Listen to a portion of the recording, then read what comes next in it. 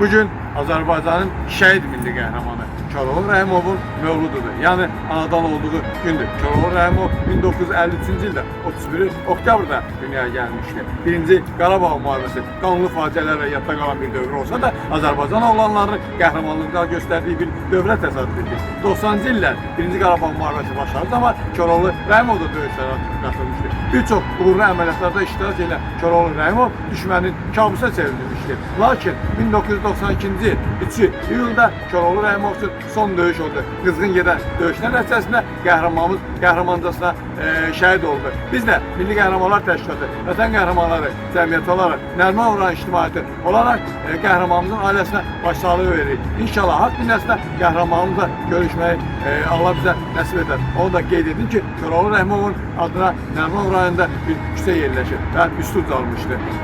Gəlin qəhrəmanlarımızı unutmayaq. Qəhrəmanlarımızın qəhrəmanlığını gələcək nəsillərə çatdıran. Məhz milli qəhrəmanlarımızın yolunu gedən Vətən müharibəsi qəhrəmanları 2020-ci ildə sentyabrın 27-sində başlayan Vətən müharibəsində şanlı qələbə əldə etdilər. Allah rəhmət etsin.